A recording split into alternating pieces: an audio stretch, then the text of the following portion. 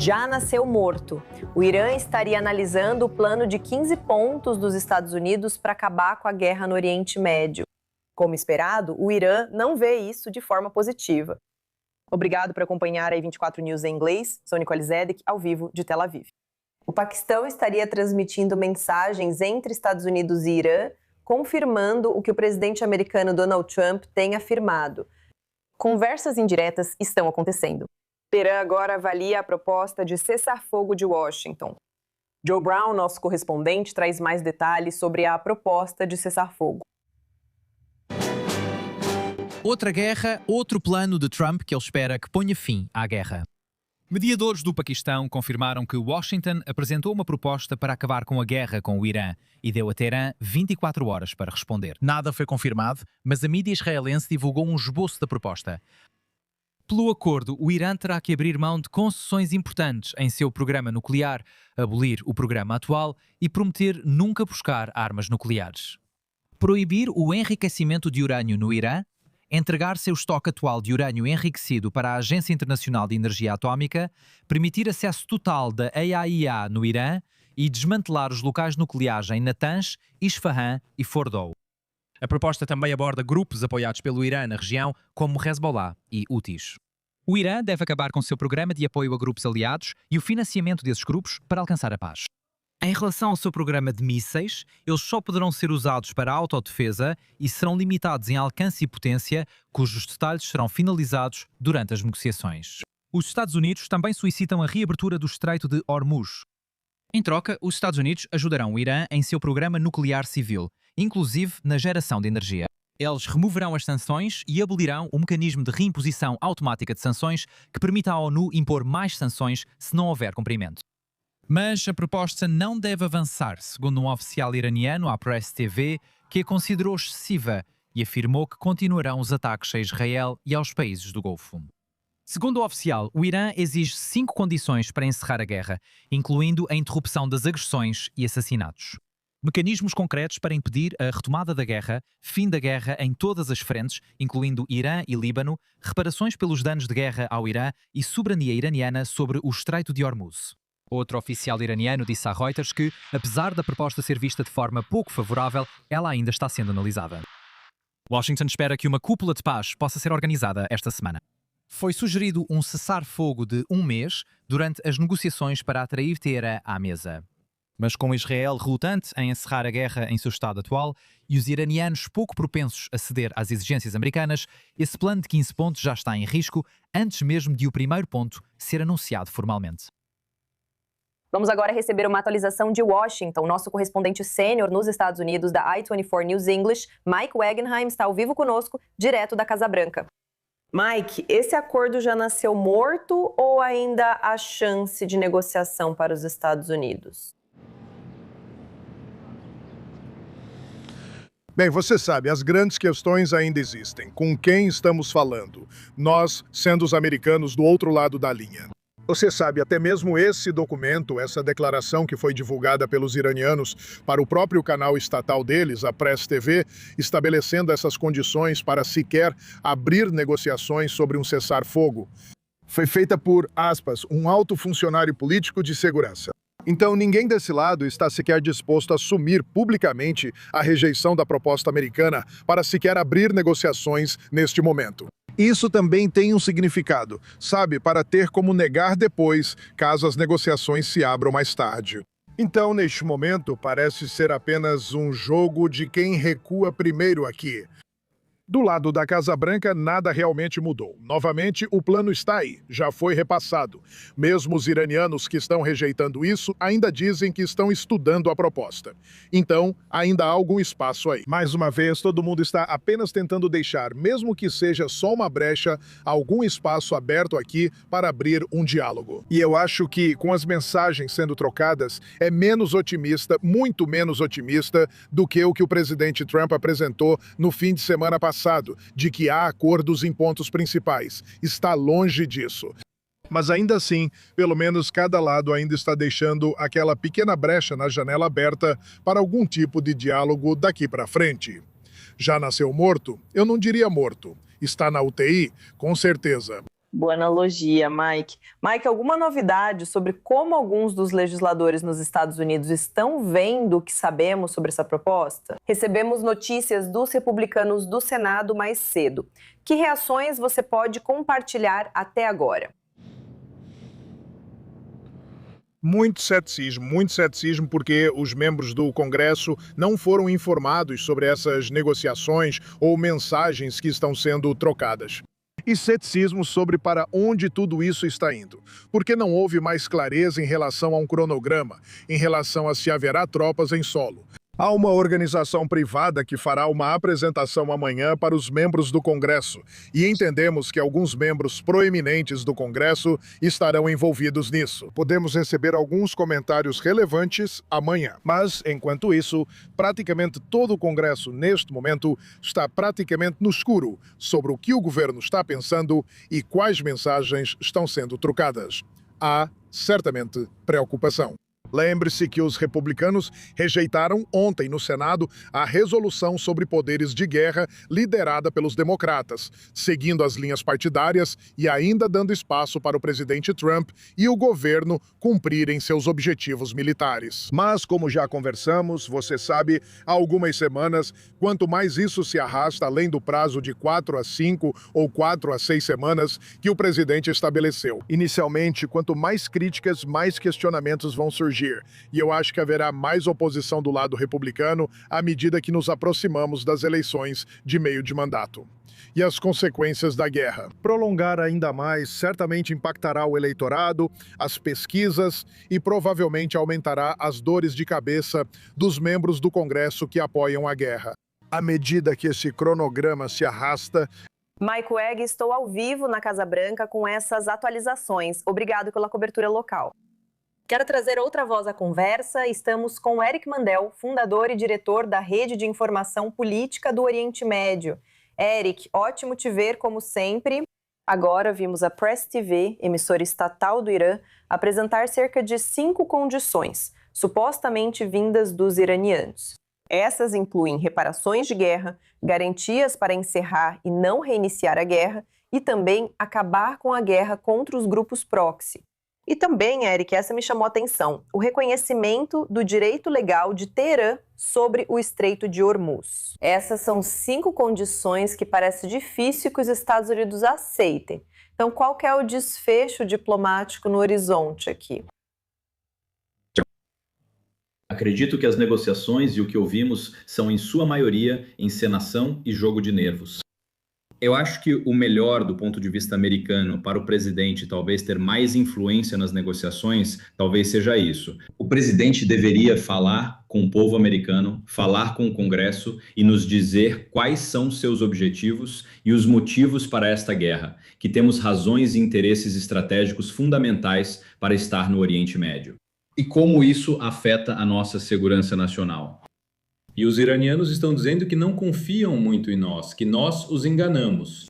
Nós, americanos, 2 vezes antes da guerra de 2025, na guerra de janeiro e fevereiro deste ano. Mas isso é meio irônico e hipócrita, porque a República Islâmica vem enganando e mentindo para a América há 47 anos sobre seu programa nuclear. A rejeição iraniana também pode ser interpretada não apenas como um primeiro movimento numa negociação, mas como se eles achassem que podem resistir e vencer uma guerra de desgaste contra o presidente. A América pode vencer uma guerra de desgaste, mas isso exigirá que a América esteja envolvida por mais tempo. E nosso objetivo final de sucesso aqui é uma mudança de regime? Lembre-se, colapso de regime não é mudança de regime, porque nós e Israel demos ao povo iraniano a melhor chance de mudança de regime em 47 anos. Então todo dia você volta daqui a 1 hora e me pergunta de novo, e as coisas já terão mudado. O presidente teria feito algo diferente. Mas eu acho que todos nós precisamos perceber que estamos em um momento muito crítico. E com tantas tropas a caminho, existem várias possibilidades diferentes em relação ao Estreito de Hormuz. Bem, vamos discutir algumas dessas possibilidades, pois 1.000 soldados americanos vão para a região e podem chegar já na sexta-feira. Mas a grande questão é fazer o que exatamente? Eles ficarão à margem até que as negociações se concretizem? Ou, assim que chegarem à região, será que vão ser esperados para iniciar operações imediatamente? Então, há mais de 50 mil soldados americanos espalhados pelo Oriente Médio. Temos 2 contingentes de fuzileiros navais, que somam milhares de soldados. Agora, possivelmente, há mais alguns milhares de paraquedistas da 82ª Divisão Aerotransportada. Muitos desses são forças especiais que não têm o objetivo de entrar e manter território, mas sim de entrar e realizar alguma missão. Então, quais são as coisas que eles podem fazer? Bem, você tem os 440 quilos de urânio enriquecido, 60%. Isso poderia ser, se houver centrífugas, eles poderiam em 10 dias transformar em urânio de grau militar para 10 armas nucleares. Você tem o Estreito de Hormuz. Você tem ilhas espalhadas por todo o Estreito de Hormuz. Todas as áreas na fronteira, na margem do Estreito de Hormuz, podem ser tomadas. Podem haver bases de drones. Podem haver bases de navios mísseis rápidos para atacar. E então, as pessoas também falam sobre a Ilha Karg. A Ilha Karg fica a 400 quilômetros ao norte do Estreito de Hormuz. E é de lá que sai a grande maioria dos combustíveis fósseis deles. E essa é outra possibilidade. Então, agora com tropas em solo, isso é meio que uma linha divisória para os Estados Unidos quando ouvem isso, que você está cruzando o Rubicão, por assim dizer. E é por isso que eu volto a dizer que o presidente realmente precisa expor nossos interesses estratégicos centrais aqui e que temos uma visão de sucesso. E o que isso significa? Também será necessário pedir paciência ao povo americano. Como Mike disse ao Congresso, o que eles estão dizendo? Eles estão recebendo uma conta de 200 bilhões de dólares só para reabastecer munições e outros suprimentos para nossas tropas e nossos aliados. E está havendo muita resistência, inclusive por parte dos republicanos. Bem, Eric, como o presidente dos Estados Unidos pode transmitir melhor essa mensagem? Porque a mensagem já está circulando. Este é um regime que há 47 anos vem matando americanos. Este é um regime que tentou assassinar o próprio presidente dos Estados Unidos. Este é um regime que diz morta a América e morta a Israel. A mensagem está aí. Então, por que o público dos Estados Unidos não está ouvindo? Como o presidente dos Estados Unidos pode transmitir isso? Então, sabe, a mensagem deveria estar lá, mas infelizmente vivemos em uma época polarizada nos Estados Unidos. Apenas 8% dos democratas apoiam essa guerra. Apenas 30% dos independentes apoiam essa guerra. Os republicanos ainda estão firmes com o presidente. Novamente, eu acho que a mensagem precisa vir diretamente do presidente em um pronunciamento ao povo americano. Acredito que o principal interlocutor dele deve ser Marco Rubio. Trabalhei com pessoas do escritório dele e são realmente excelentes. Eles, mais do que qualquer outra pessoa no governo, realmente entendem quem é o Irã, como o Irã basicamente inventa coisas e manipula. Eles entendem que se houver uma negociação, eles deveriam estar lá, que o secretário de Estado deveria estar presente e também transmitir essa mensagem ao Congresso e ao mundo, além de ajudar o presidente com o povo americano. Acho que muita coisa aqui precisa ser explicada sobre o que está acontecendo. Quando um presidente não convencional muda de um dia para o outro, isso confunde as pessoas. Pessoas que querem apoiar, pessoas que sabem que há milhares de soldados e civis americanos que foram feridos, mortos, sofreram estresse traumático ao longo de muitos anos, que isso faz parte do DNA do que é o regime iraniano. E lembrar aos americanos que o povo iraniano vai ser nosso melhor aliado depois de Israel se houver uma mudança de regime para melhor. Eric Mendel, é um prazer tê-lo na I24 News English. Obrigado. Obrigado, Nicole. Até que haja um acordo, militares dos Estados Unidos e Israel seguem atacando intensamente no Irã. O ministro da Defesa, Ezra Katz, afirma que a Força Aérea de Israel já lançou mais de 15 mil bombas no Irã desde o início da guerra, há quase 4 semanas. Isso é 4 vezes mais bombas que na guerra de 12 dias em junho. Ataques israelenses recentes atingiram a única instalação iraniana de desenvolvimento de submarinos. As forças de defesa de Israel afirmam que o ataque reduz a capacidade do regime de produzir submarinos novos e avançados para a marinha iraniana, ou até modernizar sua frota existente. Nesta noite, o primeiro-ministro Benjamin Netanyahu deve realizar uma reunião de segurança com assessores e depois convocar o gabinete de segurança. Acabamos de ouvir declarações recentes do primeiro-ministro israelense. Vamos ouvir. Gostaria de parabenizá-lo pela sua postura firme. Eu entendo muito bem que a missão confiada a você é árdua. E é mais árdua do que a confiada aos seus colegas. Os prefeitos e chefes de municípios locais em outras partes do país, por causa da curta distância do Líbano e do curto tempo de alerta vindo do Líbano. Isso se soma às dificuldades óbvias que precisam ser enfrentadas. Então, antes de tudo, quais medidas já tomamos e o que faremos depois? Primeiro, na véspera de aprovar um orçamento, eu instruí o cancelamento dos cortes referentes às comunidades do Norte. E não só instruiu o cancelamento, como também disse que deveria ser aumentado esse orçamento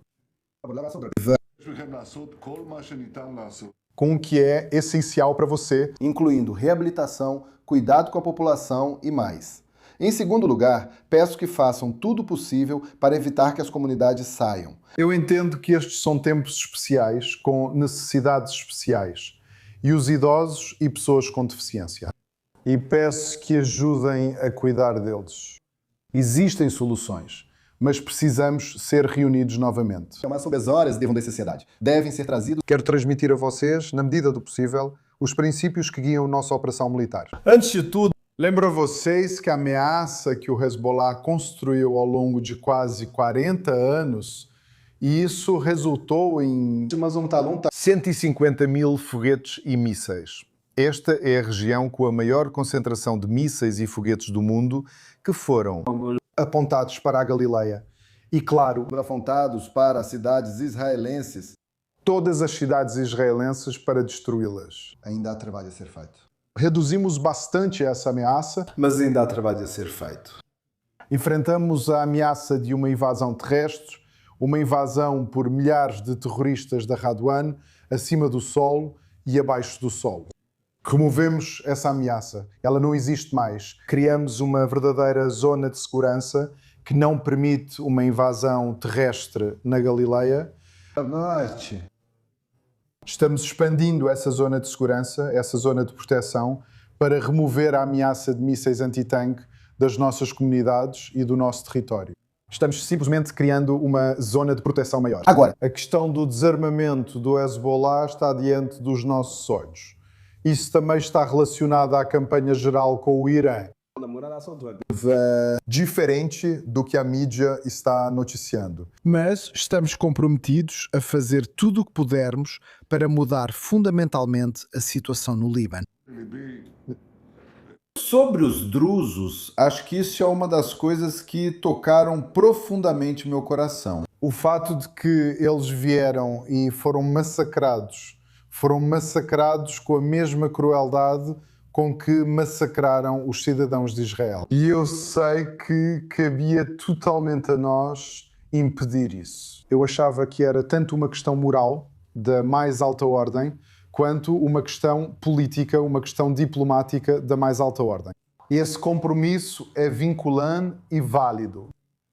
E quero falar um pouco sobre nossos combatentes heróicos e corajosos, porque, na verdade, o heroísmo deles, a coragem deles mudou a equação. Não preciso explicar para vocês onde estávamos e onde estamos hoje. Estamos rompendo, literalmente, fronteiras. Fazemos as coisas por causa deles, os soldados, por causa dos comandantes. E também pelas decisões que tomamos. Israel nunca esteve tão forte. O Irã nunca esteve tão fraco. Ele ainda tenta de tudo. Vocês veem e sabem disso. Mas mudamos a forma como somos tratados. Posso dizer que não sou só eu que estou dizendo isso, mas países da região estão dizendo isso. E estão sendo criadas possibilidades de alianças que nem poderíamos sonhar, por causa da avaliação da força do Estado de Israel, da determinação das forças de defesa de Israel e da resiliência dos cidadãos. Tudo se encaixa. E há uma avaliação completamente diferente do poder de Israel e do seu papel na região. E se isso é verdade para todo o Oriente Médio, certamente também é verdade e deve-se refletir no norte do país e nos problemas com os quais lidamos. Esse foi o primeiro-ministro israelense Benjamin Netanyahu, que em conversa gravada com líderes das comunidades do norte de Israel, abordou não só a ameaça do Irã, mas também a que enfrentam atualmente do Hezbollah. Para conversar comigo no estúdio, recebemos o correspondente sênior do Oriente Médio da I24 News, Ariel Osran. Ariel, ouvimos agora o mais recente do primeiro-ministro, que afirma que o Irã continua a todo vapor, apesar do que diz a mídia. E, por outro lado, afirmando que o Hezbollah é uma ameaça que deve ser enfrentada totalmente e que as forças de defesa de Israel enfrentarão essa ameaça por completo. O que isso revela sobre o estágio da guerra? Porque as manchetes agora falam de um possível cessar-fogo, ao menos em relação ao Irã. Sim, eu não ligaria o destino da guerra com o Irã ao esforço contínuo de Israel contra o Hezbollah. Foi o Hezbollah que uniu as duas coisas, mas no que diz respeito a Israel, vai continuar indo atrás do Hezbollah muito depois que a guerra com o Irã terminar. Já ouvimos isso do chefe do Estado-Maior das FDI, Eyal Zamir. O Hezbollah basicamente cometeu um grande erro de cálculo, jogando a favor de Israel.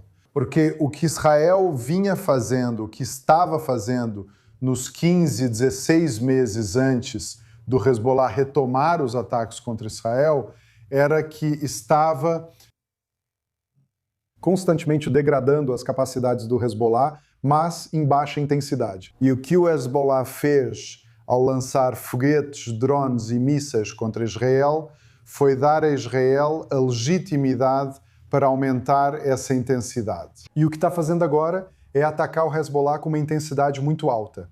E eu imagino que, uma vez que a guerra com o Irã termine, e também recebemos indicações disso, novamente por Zamil, o chefe do Estado-Maior das FDI, é que, uma vez que o foco esteja somente no Hezbollah, a intensidade vai aumentar. E o que estamos ouvindo aqui do primeiro-ministro Netanyahu é tentando assegurar aos líderes comunitários do norte de Israel que a ameaça do Hezbollah está sendo enfrentada com essa intensidade crescente, mas também tentando evitar qualquer evacuação do norte.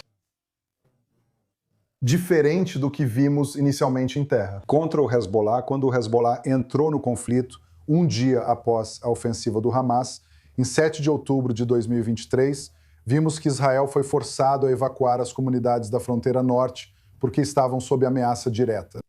Tanto por uma invasão terrestre por parte das forças de elite Red One do Hezbollah, quanto pela ameaça dos mísseis guiados antitanque que realmente estavam destruindo casa por casa. Então, o que o primeiro-ministro Netanyahu está dizendo aqui é que os esforços de Israel para enfraquecer o Hezbollah, assim como a presença ao longo da fronteira no lado libanês, criando uma zona tampão, removeram essas ameaças. Essas foram as ameaças que causaram a evacuação. Então, ao tentar evitar essa evacuação, ele também está tentando manter as economias das comunidades da fronteira norte funcionando, além de aliviar a pressão sobre a economia israelense. Se eles fossem evacuados, Israel teria que compensá-los. Então, estão tentando evitar esse cenário. Mas também em termos da postura de Israel, que quer sinalizar que está indo atrás do Hezbollah. Sem ter que pagar o preço de evacuar suas comunidades na fronteira norte, interrompendo toda uma região do país, até agora isso não aconteceu. E uma evacuação mandatada pelo Estado. Mas, infelizmente, em muitas dessas comunidades fronteiriças, como Metulá, Kiryat Shmona, nós vimos grande parte da população ir embora. Porque essa é a área que está sofrendo o peso dessa guerra atual neste momento. Mensagem importante do primeiro-ministro. Traremos mais atualizações sobre o que vimos hoje na Frente Norte, pois houve muita ação do Hezbollah. Mas, Ariel, também quero te perguntar o que estamos vendo dentro do Irã neste momento, em meio à principal manchete, que é a pressão por conversas dos Estados Unidos com o Irã, e o Irã supostamente voltando com suas próprias exigências. Mas, ao mesmo tempo, dentro do Irã, estamos vendo algo diferente por parte do regime. Na verdade, intensificando um pouco da guerra psicológica contra os próprios cidadãos iranianos. O que vimos dentro do Irã? Certo, então, primeiro posso dizer que há relatos de explosões muito fortes em Teherã e nos arredores da capital. Então, os ataques aéreos continuam. Não podemos identificar se esses ataques são israelenses ou americanos, mas eles são contra alvos do regime. Agora, o que estamos vendo do Irã é que eles estão embriagados pelo poder, podemos dizer. Eles realmente não só rejeitam completamente qualquer ideia de cessar-fogo em suas declarações, dizendo que isso só vai acontecer nos nossos termos, ou dizendo que reescreveram as regras de trânsito pelo Estreito de Hormuz e que serão eles que vão decidir quem passa e quando. Mas também estamos vendo uma tentativa de travar uma guerra psicológica, tanto externamente quanto internamente, com a própria população deles. Na verdade, mensagens de texto que foram enviadas a cidadãos iranianos por parte do regime pedem que iranianos comuns doem dinheiro para o regime, para financiar uma recompensa pela execução do presidente Trump. Eles até colocaram um link que você pode clicar e, se alguém escolher doar, diz que faz parte da campanha internacional pelo prémio de assassinato de Trump, com o link killtrump.info como endereço. Acho que todos que querem evitar qualquer ataque cibernético por parte do regime devem evitar clicar nesse link, mesmo que estejam curiosos para ver aonde ele leva. Mas não só isso, também estamos vendo o porta-voz das Forças Armadas do Irã, que realmente se tornou o rosto do regime e de suas mensagens, dizendo que eles destruíram completamente as bases americanas na região, forçando as tropas americanas a fugir e se esconder, pedindo para que qualquer pessoa que tenha informações sobre eles ajude a localizá-los para que possam eliminá-los. Obviamente, essa é a tentativa iraniana de contra-atacar a recompensa de 10 milhões de dólares oferecida pelo Departamento dos Estados Unidos por informações sobre oficiais-chave da Guarda Revolucionária Islâmica e outros comandantes seniores do regime. Agora, muitas dessas recompensas se tornaram desnecessárias, porque foram eliminados em ataques aéreos israelenses. Nós até vimos ou ouvimos o ministro das Relações Exteriores de Israel, Gideon Sa'ar, na semana passada, comentar sobre o fato de haver uma recompensa de 10 milhões de dólares por Ali Larijani. Ele era o principal responsável pela segurança do Irã e disse: "Nós fizemos isso de graça." E assim, estamos vendo aqui que o Irã é realmente, sabe, um regime radicalizado que está realmente tentando transmitir uma postura firme, rejeitando qualquer ideia de cessar-fogo e tentando projetar que são eles que estão no controle e que estão dando as ordens. Atualizações interessantes do Irã. Obrigado, Ariel. Fique no estúdio, ainda temos muito a discutir. Mas antes, um ator diplomático surpreendente que está entrando no centro da guerra do Irã, e esse é o Paquistão. Enquanto Washington busca reduzir tensões, Islamabad estaria transmitindo propostas dos Estados Unidos a Teherã e se coloca como possível anfitrião de negociações. Se esses esforços ganharem força, o Paquistão pode se tornar o local improvável para as primeiras negociações sérias entre os Estados Unidos e o Irã desde o início deste conflito. Agora estamos com Kaswar Klashra, editor-chefe do Islamabad Telegraph, falando conosco do Paquistão. Kaswar, minha principal pergunta é: por que o Paquistão? Como o Islamabad se posicionou para esse papel e por que agora?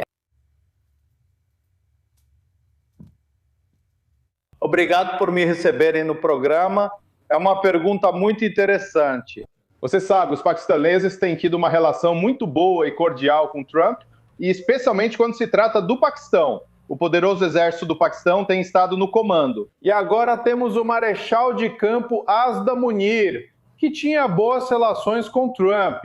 Então, eu acho que da mesma forma, a elite política do Paquistão também está tendo um bom relacionamento com o Irã. E o Paquistão é definitivamente o vizinho imediato do Irã e também tem enfrentado o peso dessa guerra. Então, esse pode ser o motivo pelo qual o Paquistão pode ser o local provável,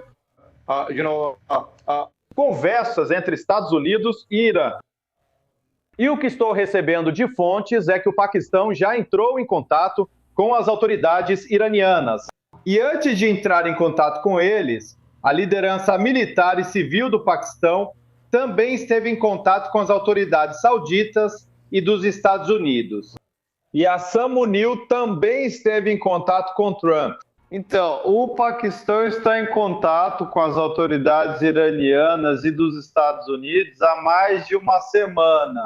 E a deliberação estava acontecendo enquanto eu falo com você. E depois disso, o Paquistão, com o consentimento de Trump, entrou em contato com as autoridades iranianas. Então, o Paquistão tem uma relação muito boa com os Estados Unidos e também com o Irã. E também é um vizinho direto do Irã. Então, isso pode ser o motivo pelo qual o Paquistão pode ser um ótimo, você sabe, anfitrião imediato para conversas cruciais entre os Estados Unidos e o Irã. E isso é o que posso te dizer no momento. Você mencionou esses relacionamentos que o Paquistão tem, não só com os Estados Unidos, mas também com o Irã. Mas que tipo de influência o Paquistão realmente tem sobre o Irã? Esse é um país que pode realmente levar a Teherã a um acordo? Ou é mais um intermediário diplomático apenas repassando mensagens? Eu acho. Você pode dizer que é um intermediário diplomático em meio à guerra. O Paquistão é o país que enfrentou o peso de mistrosos a guerra dos Estados Unidos e de Israel contra o Irã, e o Paquistão, desde o início, tem ajudado. Na verdade, tem tentado mediar entre os dois. E há outro fator que você sabe, o Paquistão tinha assinado um pacto de defesa com o Irã e também com os sauditas. E caso o Irã continue atacando bases dos Estados Unidos na Arábia Saudita e nos países do Golfo também, isso significa que em algum momento o Paquistão terá que agir, porque já se comprometeu com a Arábia Saudita também. Então, nesse cenário, o Paquistão pode acabar se colocando, pode se encontrar em uma posição desconfortável. Então, desde o início, desde que a guerra começou, o Paquistão tem tentado malobrar sua diplomacia. E posso dizer que as autoridades paquistanesas mantêm contato não só com as dos Estados Unidos, mas também com as da Arábia Saudita, Emirados Árabes Unidos e Irã. Então, eu acho que o Paquistão, sendo o único país muçulmano com poder nuclear, sente a responsabilidade de acabar com essa guerra também. E, caso isso conte, o Paquistão terá que ficar do lado dos sauditas também. Então, isso é algo que o Paquistão vem sentindo a pressão desde o início. Por isso, tomou a iniciativa de mediar entre os dois. E isso, na verdade, não é só a favor do Paquistão, mas também a favor do CCG e até mesmo da administração Trump. Então, acredito que esse é o contexto pelo qual o Paquistão precisou tomar a iniciativa de realizar as conversas. Mas uma coisa, deixe-me concluir, o Paquistão não é o fator decisivo. Ele não é o fator decisivo nas conversas. O Paquistão também sugeriu que, se Islamabad não for aceitável, então o Paquistão pode sediar a conversa em Istambul também. Então você pode ver que esse tipo de... A negociação está em andamento. O Paquistão já transmitiu a proposta dos Estados Unidos ao Irã. Está disposto a realizar a conversa tanto em Islamabad quanto em Istambul também. Então isso significa que o Paquistão está tentando desesperadamente apagar o fogo da guerra do Irã também. É realmente complicado, mas acho que vai acontecer. São desenvolvimentos interessantes. Kazuar Klazuara, obrigado por esclarecer o que podemos ver tanto abertamente quanto nos bastidores. Obrigado. Muito obrigado. Quero voltar aqui ao estúdio passando para Ariel Ozhan, porque temos uma atualização. Algumas fontes de inteligência ocidentais disseram à I24 News exatamente quem pode estar envolvido nessas conversas. Essa é a principal questão no momento. Quem realmente fala pelos iranianos? Ariel, o que descobrimos? Estamos vendo muitos países envolvidos tentando mediar. Vemos o Paquistão, vemos o Egito, vemos a Turquia. Mas, de acordo com a inteligência ocidental, eles avaliam que Mujtaba Khamenei não está apenas vivo, mas faz parte do círculo de tomada de decisões no Irã. Então, parece que, mesmo que ele não seja a fonte direta das negociações, ele está, pelo menos de acordo com essas avaliações de inteligência, envolvido na tomada de decisões. Nós não sabemos em que condição ele está, mas isso lança um pouco mais de luz sobre quem realmente está tomando as decisões no Irã. E, no final das contas, o fato de que isso passa pelo novo líder supremo mostra que ele pode ser o líder supremo, não necessariamente na prática, mas pelo menos está sendo tratado como tal. Obrigado, Ariel, pela atualização. Agora volto ao norte de Israel, onde sirenes tocaram o dia todo por ataques de foguetes e drones do Hezbollah. Na verdade, há poucos instantes, as sirenes voltaram a soar na cidade de Kiryat Shmona, no norte.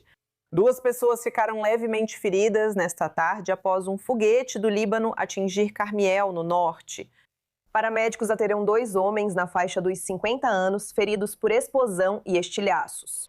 A Força Aérea de Israel segue atacando o Líbano, atingindo um centro de comando do Hezbollah em Beirute e postos de gasolina do grupo apoiado pelo Irã. As forças de defesa de Israel afirmam que, desde o início da guerra com o Irã, pelo menos 700 integrantes do Hezbollah no Líbano foram mortos. Vamos receber uma atualização direto do local. Malik Sladin, correspondente da I24 News English, fala ao vivo do norte de Israel.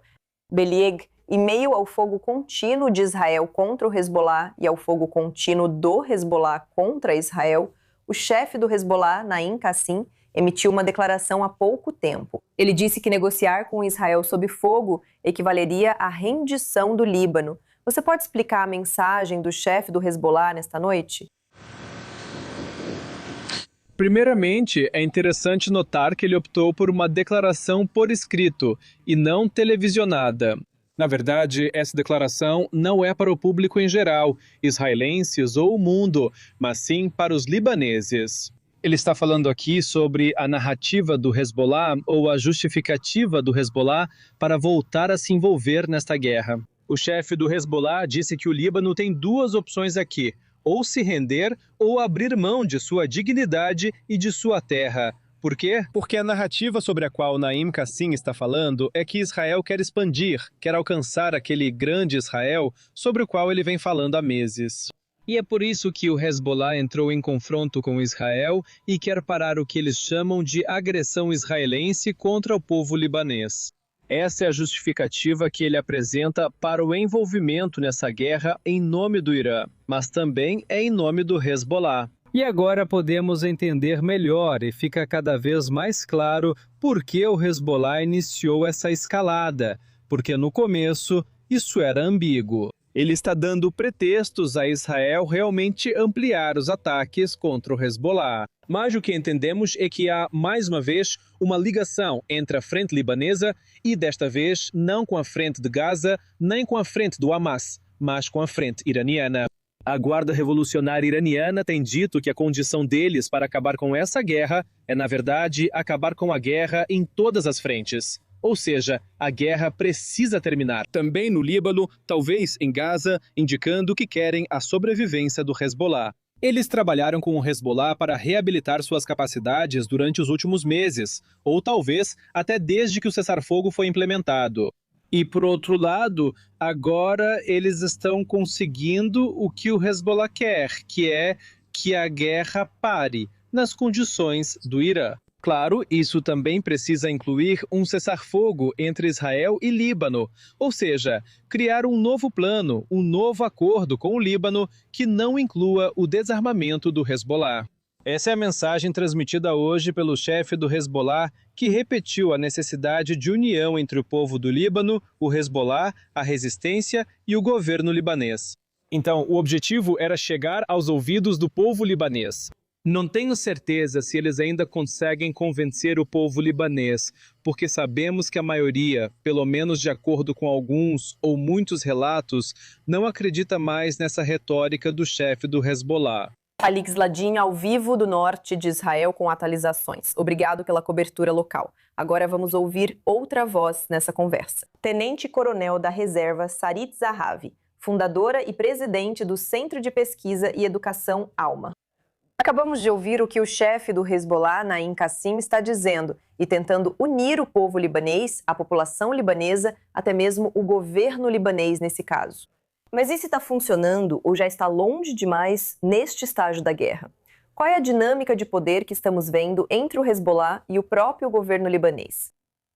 A última coisa que você pode dizer sobre os libaneses é que eles são unidos. Tradicionalmente, não são unidos. Naim Qassem está falando com a base muçulmana xiita. Ele está tentando convencê-los a continuar com ele. Acho que esta é uma oportunidade histórica para criar divisões nessa base, que ainda não vemos, tenho que dizer. Ainda não vemos muçulmanos xiitas do Líbano protestando contra o Hezbollah, e eu gostaria que isso acontecesse. Mas quase 1 milhão de muçulmanos xiitas libaneses estão agora deslocados no Líbano por causa dos combates, por causa do aviso de Israel para saírem das zonas de guerra. A pergunta é: quem oferece ajuda humanitária a eles? Se o Hezbollah seguir ajudando, o apoio ao grupo continuará. Se forem outros, o governo libanês com ajuda humanitária de fora talvez seja uma oportunidade. Em todo caso, há uma forte oposição ao Hezbollah no Líbano, entre os cristãos, entre os muçulmanos sunitas. Isso já acontece há décadas, não há nada de novo nisso. E é por isso que ele está falando sobre unidade, na verdade, entre sua própria base. E eu não acho que haja nada de novo no discurso de Naim Qassem. Eu não esperaria que ele dissesse algo diferente. Ele está apenas aderindo à narrativa do Hezbollah, que está criando essa situação caótica e tentando manter a guerra o máximo possível, para resgatar seu chefe iraniano da extinção completa e também para fazer Israel parar a campanha contra o Hezbollah. Mas eu acredito e espero que desta vez nós não vamos desistir. Israel claramente continua a campanha contra o Hezbollah. No início da semana, o ministro da Defesa, Israel Katz, confirmou que Israel planeja criar uma zona de segurança ao sul do rio Litani. Do ponto de vista militar, isso agora é uma necessidade para a segurança de Israel, para garantir que Israel não volte a uma realidade anterior a 7 de outubro. Necessidade altíssima, claro, e fico muito feliz que Katz tenha dito isso, porque deixou muito claro os objetivos desta campanha, que são diferentes dos objetivos da anterior. Na anterior, em 2024, nós focamos nas áreas próximas à fronteira com a manobra. E a ideia era garantir que o Hezbollah não fosse capaz de lançar uma invasão terrestre ou uma invasão em massa às comunidades próximas à fronteira. Desta vez, Israel está dizendo muito claramente: queremos criar uma situação estratégica diferente para garantir que não precisemos voltar lá novamente tão cedo. E assim, dar a oportunidade para o povo do Norte florescer e reconstruir nossas comunidades. Sim, há uma necessidade neste contexto de ir até o rio Litani e limpar as áreas, tendo em mente que há armas do Hezbollah em cada casa, em cada comunidade, também nas áreas de floresta, e essas armas estão sendo lançadas contra nós. Estou ciente do fato de que o posicionamento e os lançamentos do Hezbollah também ocorrem ao norte do rio Litani. E é por isso que publicamos um documento de diretrizes que diz que deve haver uma operação combinada. As tropas em solo, certo? Isso é ao sul do rio Litani, ataques aéreos em Darria, em Beirute, contra todas as infraestruturas do Hezbollah. E, ao mesmo tempo, um esforço do governo libanês e da comunidade internacional para garantir que a República Islâmica não sobreviva a isso. E para garantir que haja uma campanha financeira contra toda a economia do Hezbollah. E para garantir que as medidas corretas estejam sendo tomadas pelo governo libanês em Beirute para fortalecer sua soberania no país. O que eles fizeram, eu acho, ontem em frente à embaixada, ao dizer que o embaixador é persona non grata no Líbano, isso é um passo na direção certa. Eu realmente espero que ele vá embora até domingo. Eu diria, Sarit, já estivemos aqui antes quando se trata de zona de amortecimento. Então, Israel mantendo uma zona de segurança no sul do Líbano, eles tiveram isso por anos, antes de se retirarem no ano 2000, o que torna este momento diferente. O que precisa ser diferente para que seja bem sucedido desta vez? Como eu disse, o que precisa ser diferente é o resultado da guerra para possibilitar para ter um acordo melhor, porque acabamos repetidamente em acordos baseados na lógica da Resolução 1701. O Conselho de Segurança das Nações Unidas disse que o governo libanês deveria desarmar o Hezbollah no sul do Líbano, mas ele não estava disposto a fazer isso, e é por isso que nós temos que fazer. Ele não estava disposto a fazer isso. Tem medo de uma guerra civil. Hoje, estamos passando por um processo, como eu disse, uma oportunidade de enfraquecer ou extinguir completamente o eixo xiita. Por isso, também depende do que ocorrer no Irã. Assim, não sei se precisaremos da zona de amortecimento por décadas.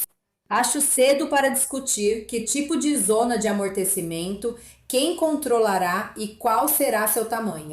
E essas são perguntas que devem ser feitas à medida que avançamos, depois que virmos o resultado da operação militar e o resultado da operação militar no Irã, e depois que virmos o que o governo libanês está disposto a fazer.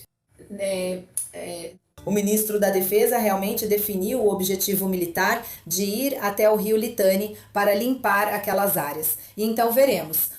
Eu concordo com você, existem más lembranças de ter uma zona de segurança, uma zona tampão, chame como quiser, já passamos por isso e não foi bom o suficiente. E precisamos pensar de forma diferente sobre como conseguir um acordo melhor com o Estado do Líbano. Mas, para conseguir um acordo melhor, precisamos criar condições melhores para garantir que o Hezbollah esteja muito mais fraco e o governo libanês muito mais forte. Não tenho certeza se isso é possível, mas acho que devemos tentar. Tenente-Coronel da Reserva Sarid Zahabi. É ótimo tê-lo aqui e ouvir sua visão sobre a Frente Norte. Obrigado. Obrigado. Depois de mais de 2 anos deslocadas pela guerra contra Hamas e Hezbollah, muitas famílias do norte de Israel só agora conseguiram voltar para casa. Agora, com a guerra contra o Irã, o Hezbollah voltou a atirar. A apresentadora e correspondente da i24 News English, Emily Francis, visitou uma vila de jovens voluntários em um kibbutz na Alta Galileia, para entender o que os moradores estão passando novamente. Mais uma vez, os céus do norte de Israel estão repletos de drones e foguetes, já que o Hezbollah lançou mais de 100 ondas de ataque só no último fim de semana.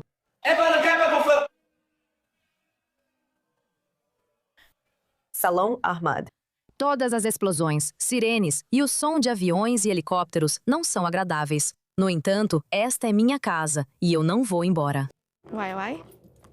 Navenatan, de 26 anos, faz parte de uma comunidade de jovens voluntários que estão segurando as pontas em Far Soud, uma vila a poucos quilômetros da fronteira com o Líbano. Sim. E ela está se desdobrando para trazer conforto e consolo às crianças locais. Aqui neste Jamboree, as crianças locais podem extravasar um pouco e encontrar um senso de normalidade em meio ao caos. Tudo isso integra o Kedma, um conhecido programa de aldeia juvenil, onde adultos jovens convivem e fazem trabalho voluntário em comunidades de fronteira no norte e sul. Tem muitas pessoas da minha idade. Temos um vínculo.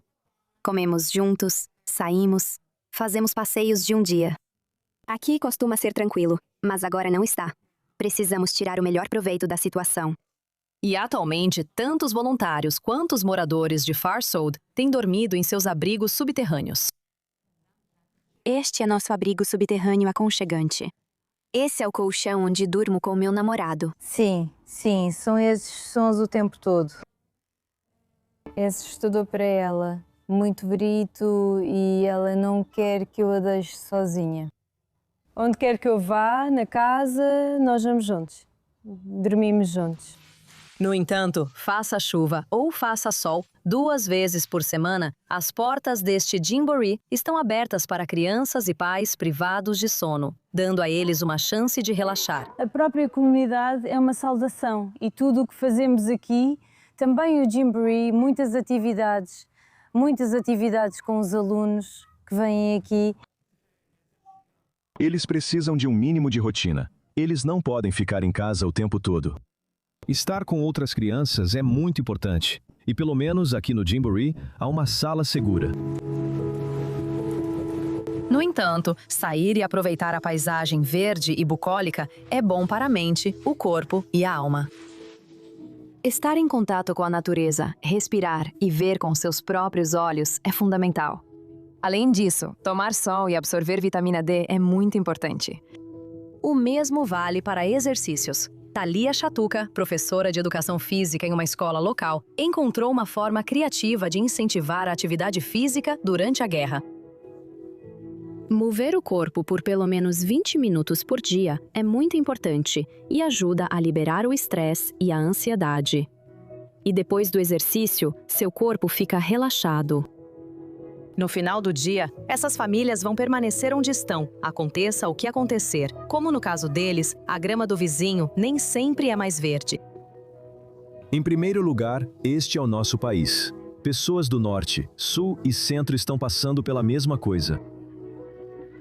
Com a ajuda de Deus, tudo vai reabrir e poderemos voltar à nossa bela vida aqui na Alta Galileia. Enquanto a guerra segue, o Irã continua atacando os países do Golfo. O Kuwait diz que sua defesa aérea interceptou mísseis e drones, com fortes explosões sendo ouvidas no país. Um ataque de drone atingiu um tanque de combustível no aeroporto do Kuwait, provocando incêndio. Autoridades afirmam que os danos foram limitados e não houve vítimas. No Golfo, a resposta está ficando mais dura. Governos regionais alertam a ONU que as ações do Irã são uma ameaça existencial para seus países. A ONU aprovou resolução condenando os ataques e pedindo reparações pelo Irã. Vamos falar mais sobre isso com Ahmed Quraishi, jornalista e apresentador de TV direto de Dubai. Ahmed, os países do Golfo estão seguindo os trâmites adequados com a decisão da ONU de condenar o Irã pelos ataques. Eles acreditam mesmo que essa votação fará diferença e que os ataques vão cessar de repente? Exatamente. Essa é a pergunta que vale 1 milhão, Nicole. Mas eu acho que os estados do Golfo estão realmente fazendo o que é certo para transmitir aos iranianos que, apesar de toda a conversa sobre uma possível saída, cessar fogo ou negociações, isso pode realmente ficar ainda mais feio do que já está. Isso porque os estados do Golfo estão agora mais próximos do que nunca de possivelmente entrarem na guerra e retaliar por todos esses ataques iranianos. E claro, não estamos vendo esses ataques diminuírem. Eles estão ficando mais severos. E você acabou de mencionar o Kuwait. O Kuwait é um dos exemplos clássicos de como o problema com o Irã realmente não está relacionado apenas à guerra que começou em 28 de fevereiro. Muitas pessoas no Golfo inicialmente disseram, sabe, essa não é nossa guerra com o Irã, essa é uma guerra dos americanos e israelenses. Mas, na verdade, o Kuwait é um bom exemplo de que isso não é verdade. Que, na verdade, essa também é a guerra dos vizinhos. E isso porque o Kuwait é um exemplo de estados na região que estão na lista de alvos do Irã desde o início dos anos 80. Na verdade, um dos antigos emires do Kuwait quase foi assassinado em 1985. Houve vários ataques a petroleiros do Kuwait nos anos 80. Instalações de petróleo do Kuwait foram realmente atacadas. E muitos dos jovens kuwaitianos, na verdade, que não presenciaram essa história, que não têm conhecimento dela, acabaram descobrindo todas essas coisas. Agora, graças às redes sociais, de repente descobriram, espera aí, estamos enfrentando células adormecidas da Guarda Revolucionária Iraniana no Kuwait. Coincidentemente, após o 28 de fevereiro e a guerra, quase todos os principais países árabes e muçulmanos vizinhos do Irã desmantelaram uma célula terrorista da Guarda Revolucionária Iraniana que planejava ataques. Azerbaijão, Nekpoin, Kuwait, Qatar, Jim, Dacelas, Bahrein and, of course, the Emirates Árabes Unidos. Então, e claro, há alguns relatos de que o ataque ao consulado dos Estados Unidos no Paquistão, outro vizinho do Irã, foi na verdade planejado por uma célula adormecida, um proxy da Guarda Revolucionária Iraniana. Então a questão é que a região, de repente, descobriu, sabe? Quer saber? Nós já tínhamos problemas com o Irã que vem de muito tempo, sabe? Antes de 28 de fevereiro. Não se trata só do presidente Trump ou do premier Netanyahu. Sim, essa guerra começou em 28 de fevereiro, mas, na verdade, os problemas com o Irã vão muito além disso. Todos esses movimentos diplomáticos e a desarticulação de células terroristas da Guarda Revolucionária Iraniana que você vê agora Tudo isso, na verdade, lembrou os estados do Golfo e outros países vizinhos da região de que, na verdade, os problemas com o Irã vêm de muito tempo e precisamos resolver esses problemas. Vamos encontrar uma solução.